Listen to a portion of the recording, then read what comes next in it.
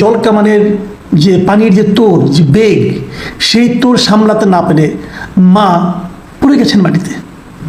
এবং পড়ার মুহূর্তেও উনি কিভাবে ওনার সন্তানকে ডান হাতে আগলে রেখে পুরো শরীরের ভরটা বা হাতের উপর দিয়ে পড়েছেন উনি। মানে সন্তানকে বাঁচানোর জন্য কি আপ্রাণ চেষ্টা। এই দৃশ্যটা দেখে আপনাদের কি অবস্থা হয়েছে আমি জানি না। বিশ্বাস করেন, আজকে সারাদিন আমি স্বাভাবিকভাবে কোনো কাজকর্ম করতে পারিনি। আমার মনে হলো একটাই প্রশ্ন, এই দেশে তো এখন আর স্বৈরাচারী শেখ হাসিনা নেই। আমাদের স্বৈরাচারকে বিদায় করেছি, এখন তাহলে কারা দেশ চালাচ্ছে? তাদের মধ্যে কি মানবিকতা নেই নাকি এদেরকে মানুষ মনে করে না? এখন যিনি সরকার প্রধান, তিনি না শান্তিতে নোবেল পেয়েছেন। এই দৃশ্যটা কি? কোন রকম শান্তির কোনো চিহ্ন এখানে দৃশ্যে আপনি দেখতে পান? এই দৃশ্যটা কি? শান্তিতে নোবেল পাওয়া একজন ব্যক্তিকে ন্যূনতম বিচলিত করে না? উনি বলবেন আমি কি করব? আপনি অন্তত আর যদি কিছু করতে না পারেন পদত্যাগ করেন ভাই, আপনি পদত্যাগ করেন।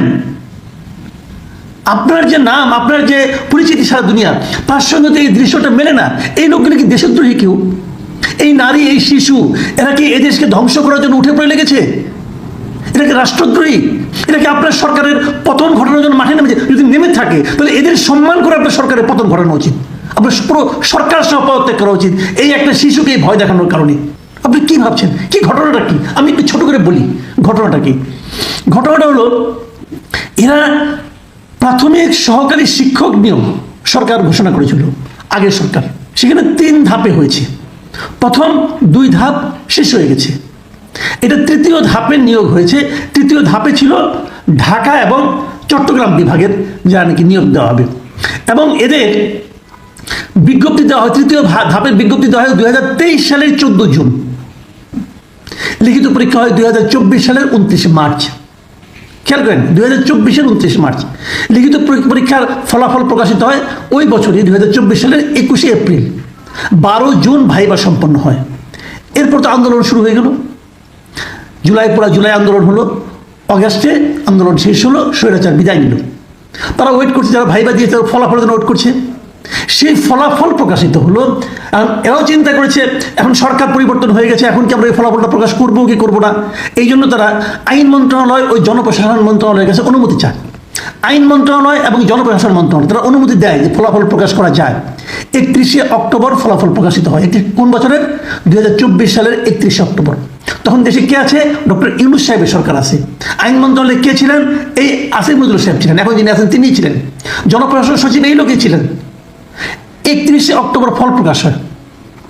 তারপর 6531 জনকে চূড়ান্তভাবে সুপারিশ দেওয়া করা হয় যে এদেরকে নিয়োগ দেওয়া যেতে পারে। এই সময়ে একটা আইনগত দিকে ঝামেলাটা আমি বলি। এই সময়ে যারা নাকি চান্স পায় না, যারা নিয়োগের তালিকায় আসেনি, এমন 30 জন লোক একটা রিট করে হাইকোর্টের কাছে। 30 জন, কেউ লেগেছে 31 জন, আমি ঠিক যাই না, 30-32 যখন রিট করে, এই রিটের প্রেক্ষিতে হাইকোর্ট সেই নিয়োগ কার্যক্রমকে 6 মাসের জন্য স্থগিত করে পরে 6 ফেব্রুয়ারি ওই আগের নিয়োগটাই তারা বাতিল করে দেয়। যে হাইকোর্টের লজিকটা কিছু সেটা আমি আপনাদের একটু বলি। হাইকোর্টের লজিক হলো, এটা তো যখন নিয়োগ দেওয়া হয়েছে আগে আপনার 2023 সালে যখন নিয়োগের বিজ্ঞপ্তি সব যখন হয়েছে, তখন 2018 সালের যে 2018 সালের 4 অক্টোবরে জারি করা যে পরিপত্র ছিল জনপ্রশাসন মন্ত্রণালয় যে কীভাবে নিয়োগ করতে হবে সেইভাবে ছিল। সেখানে কিন্তু প্রাইমারি স্কুলের টিচারদের জন্য 60% কোটা ছিল। কার কোটা? নারীদের কোটা। মুক্তিযুদ্ধের কোটা না, কিন্তু নারীদের কোটা। এবং ওইভাবে চলেছে, আরও অন্যান্য কোটা ছিল। তো সেই কোটা অনুযায়ী এই নিয়োগ বিজ্ঞপ্তি জারি করা হয়েছিল। কিন্তু আপনাদের মনে আছে যে হাসিনা সরকার বিদায়ের আগ মুহূর্তে 23শে জুলাই কোটা পদ্ধতি কিন্তু আবার সংশোধন করেছিল, যেখানে নাকি 92% কোটা ছিল প্রতিযোগিতার ভিত্তিতে। নিশ্চয়ই আপনাদের মনে আছে, যেটা নাকি ছাত্ররা মানেনি। সেই যে আইনটা ছাত্ররা মানেনি, কিন্তু হাসিনা সরকারের পতন হয়ে গেছে ওদের সর্বশেষ এই ঘোষণার কারণে। সেই ঘোষণাটা বিচারকরা তো আইন দেখে, সেই ঘোষণার আলোকে তারা এই নিয়োগটাকে বাতিল করেছে। আচ্ছা, বাতিল করেছেন, তাহলে আগে যে 2 দফা নিয়োগ হয়ে গেল ওগুলির কি হবে? ওগুলি বাতিল করবেন? 2 দফা আগে নিয়োগ হয়ে গেছে, ওগুলি কি করেছেন?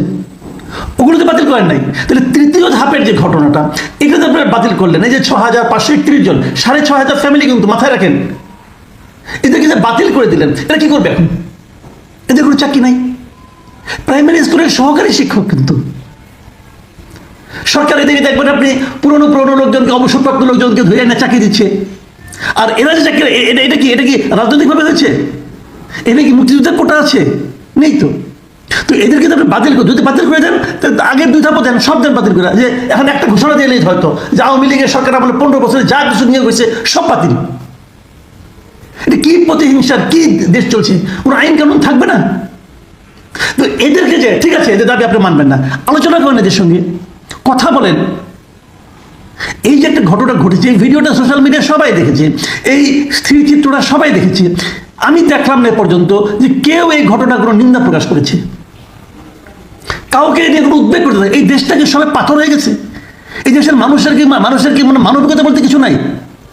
সবাইকে পাথর, অথবা সবাইকে ভীত সন্ত্রস্ত।